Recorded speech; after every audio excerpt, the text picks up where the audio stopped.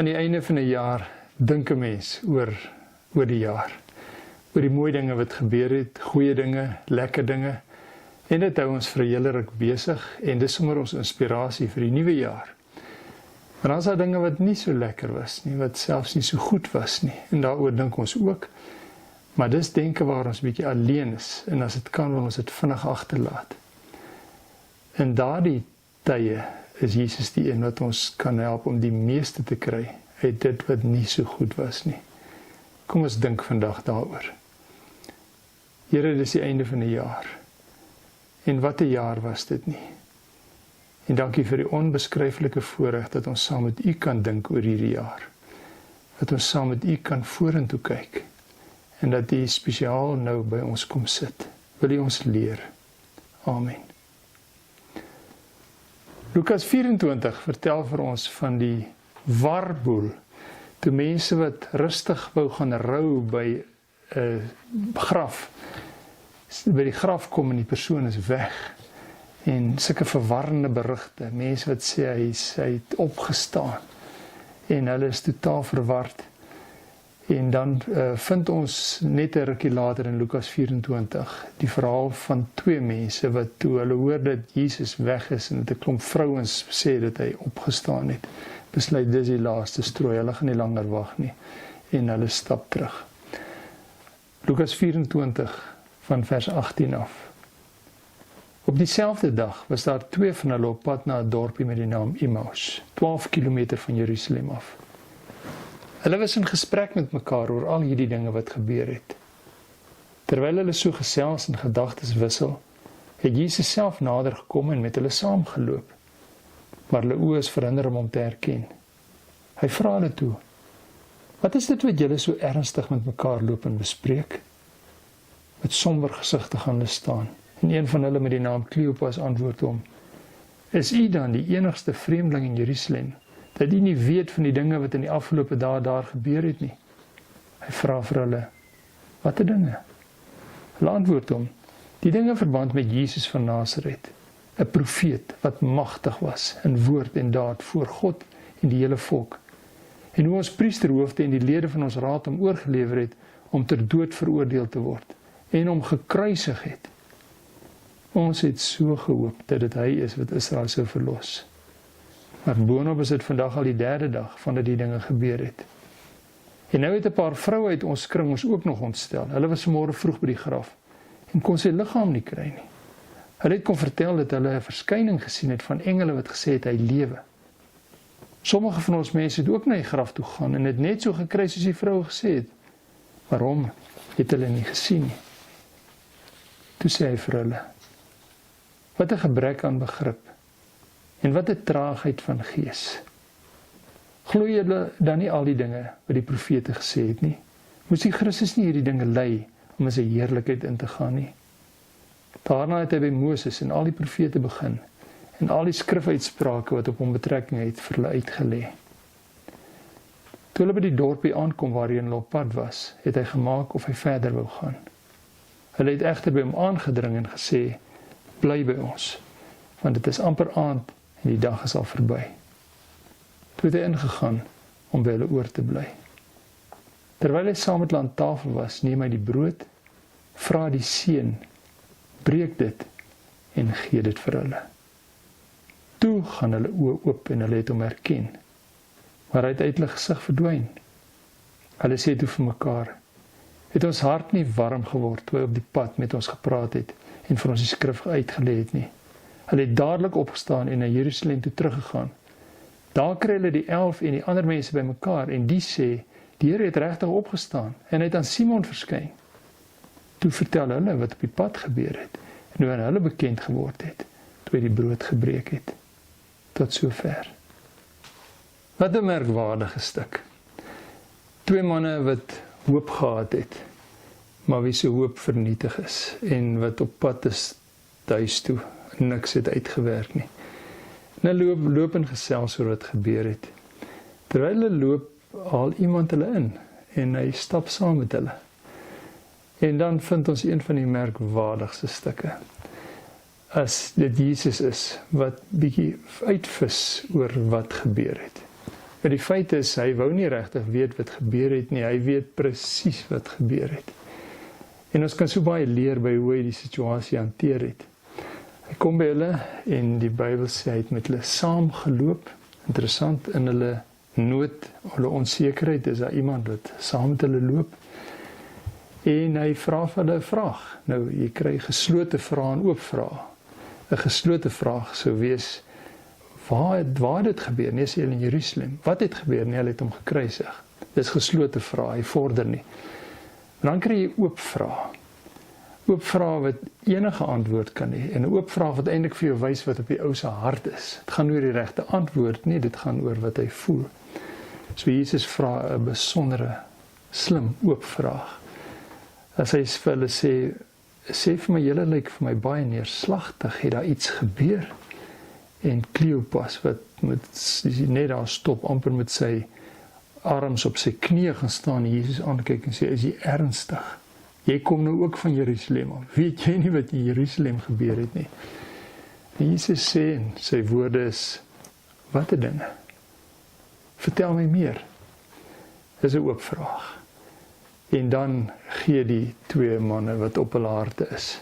En hulle vertel vir hom van hierdie, en interessant is, Jesus by hulle hoor hoe hulle hom beleef het, van hierdie besondere mens wat hy was. Hy was 'n profeet gewees, en hy was magtig gewees. En dit wat hy gesê het, hy het goeie goed gesê. En hy het ongelooflike goed gedoen. Goed wat God mee tevrede was. En wat die volk voor dankbaar was. En dan die verskriklike vir hulle, dat daar mense is wat ten spyte van die goeie wat Jesus doen kom en hom probeer vernietig. En dit ook reg kry. Die priesterhoofde en die lede van sy raad om te dood veroordeel, hulle het hom gekruisig. En hy sê, en ons het so gehoop dat dit hy is. Ons het 'n pad saam met hom geloop, hulle is ook van sy disippels gewees. Het 'n pad saam met hom geloop. En nou blyk dit dat dit die einde was. En dit het nie gewerk nie. En die ontsteltenis vanoggend van die vrouens wat ons goed ken, is graf toe om eer te gaan betoon. Die sê hy is weg. Nou ja, ons het nog gehoop, ons het geweet, dit gaan nie kan realiseer nie, maar nou is hy weg. En daar is niks vir ons mee daar nie. Ons gaan maar weer aan met ons ou lewe. En dan sê Jesus, lyk my nie julle dink nigter nie. 'n Gebrek aan begrip hoe jy dink, 'n traagheid van gees. Ek meen, hulle was so positief gewees. Nou is daai positiewe gees is nou weg. Hulle is moedeloos, jy kan dit sien aan hulle gesigte wat somber is, hulle skouers wat hang. En dan doen Jesus interessante dinge. En dis hoekom hierdie stuk vir ons sê, aanvanklik het hulle hom nie erken nie, maar God het veroorsaak dat hulle hom nie erken nie, want as hulle hom toe erken, sou hulle verkeerde persepsie gehad het. En dan gaan Jesus en hy sê vir hulle, kom ons gaan kyk gou 'n bietjie na die Ou Testament. En hy lê vir hulle die Ou Testament uit van die beloftes wat oor die Messias gemaak is. Nou, enkele van die verse by hierdie gedeelte sê hy by Moses begin. Hy sê, onthou jy nie van Moses nie, die wonders wat gebeur het, hoe die volk absoluut verslaaf is en magteloos was, en op 'n wonderlike manier God ingegryp het, en hoe hy die bloed in die deurkusyne gebruik het om hulle eersgeborenes te beveilig, en toe hulle by 'n see kom, en hulle vasloop, en nie kan deurgaan nie, en God op 'n wonderbaarlike manier ingryp. En dan sê hy, herinner ek julle aan Deuteronomium 18, vers 18 wat sê, ek sal 'n profeet vir hulle na vore laat kom. Een van hulle volksgenote het God vir Moses gesê, hy sal soos jy wees. Ek sal my woorde in sy mond gee en hy sal sy volksgenote alles sê wat ek hom beveel het. En hy sê verder, kom ons kyk na die profete. So, onthou julle van Sagaria, daar in Sagaria 9, waar hy sê, jubel Sion, juig Jerusalem, jou koning sal in jou toe kom. Hy is regverdig en hy is 'n oorwinnaar. Hy is nederig en hy ry op 'n donkie. En jy onthou Jeremia, nee? Ja, Jeremia 23, wat sê, daar kom 'n tyd, sê die Here, dat ek vir Dawid 'n regverdige spruit sal laat opskiet, 'n koning wat verstandig sal regeer. Hy sal die reg eerbiedig en regverdig regeer in sy land. En dan, julle weet, die bekende Jesaja 53, hoe kan ons van dit vergeet?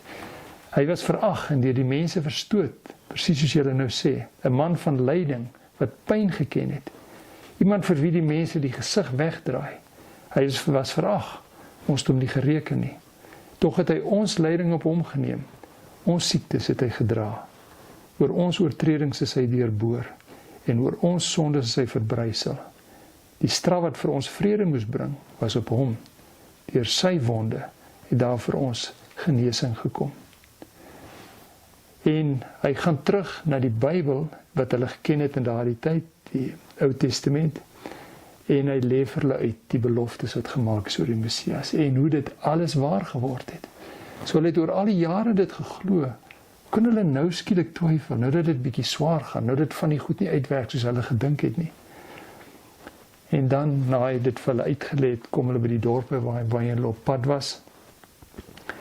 En dan sê Jesus vir hulle, ek gaan maar eers aan. En dan dring hulle by hom aan. Die woord is 'n sterk woord wat sê hulle het hom as dit ware vasgehou en gesê, daar's nie 'n manier nie, jy bly vanaand hier. Hulle woorde is, bly by ons. Wat 'n belangrike woorde, bly by ons. Hy is die een wat hulle hoop gegee het. Hy is die een wat vir hulle die hoop teruggebring het. Aan die een kant wil hulle vir hom sê om by hulle te bly, omdat dit nou aand is. Waarheen gaan hy? Waar gaan hy bly? Soos ter wille van hom, maar so ook ter wille van hulle. Hulle wil meer tyd spandeer met die een wat hulle hoop gegee het. Dan gaan Jesus by hulle in en as hulle aan tafel gaan sit, breek hy die brood en hy bid en hy gee vir hulle die brood. En toe skielik besef hulle maar, hierdie is vir ons bekend. En die volgende oomblik herken hulle hom. Maar toe hulle hom herken, is dit nie iemand wat 'n verrassing gelewer het en hulle lag lekker oor dit gebeur het nie. Toe Jesus weg. Toe is Jesus weg. Hy het gedoen wat hy moes doen. En hulle sê, wat het dit nie vir ons beteken op die pad reeds, toe hy met ons gepraat het en vir ons die skrif uitgelê het nie.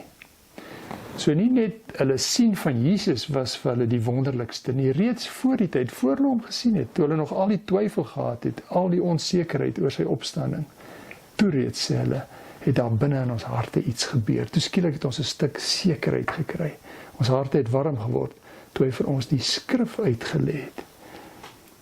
En dit is in hierdie tyd vir ons die belangrike, dat ons antwoorde in die Bybel kry. In ons onsekerheid, in ons magteloosheid, ons vrees, gaan ons na die Bybel toe. En in die Bybel vind ons vir God. En daar kom die sekerheid, daar kom die vastigheid terug. Dis wat ons doen met 'n jaar wat verby is. Ons vra vir Jesus, Jesus, kom sit by my, kom bly by ons. En wil U vir my asseblief U woord oopbreek. Besef ons die krag daarvan om die Bybel te kan lees en in die Bybel ons antwoorde te soek. Nou die interessantheid van hierdie mense is, dis die aand, hulle sê vir Jesus, is nou donker, jy kan nie nou uitgaan nie, maar in die donker spring hulle net daarom, hulle is daai tyd terug Jerusalem toe. En hulle kom by die disippels en hulle sê vir hulle, ons wil julle iets vertel. Hulle sê, kom, ons wil julle eers iets vertel. En dan vertel hoe Jesus opgestaan het, aan Petrus verskyn het. Hulle sê, wel, kom, vertel julle nou ons deel. Hy het ook aan ons verskyn, toe ons op die pad was. En hierin lê die sleutel vir die onsekerhede van die toekoms. Wanneer Christene die verhale oor wat God gedoen het, hoe hy hulle verskyn het, waarom sien werk het, met mekaar deel. Daarin lê ons vastigheid, nie in ons voorspoed nie. So kom ons maak dit met die dinge wat moeilik was in die ou jaar. Ons deel dit met mekaar. Vertel vir ander, vertel vir iemand wat regtig verstaan, wat my aanmoedig en sê, vertel my meer. En in daardie vertelling kom daar 'n stuk heelheid. En dan wat doen ons verder? Ons ruil verhale uit oor Jesus, oor wat hy kom doen het, wie hy is en wat hy vir ons beteken het.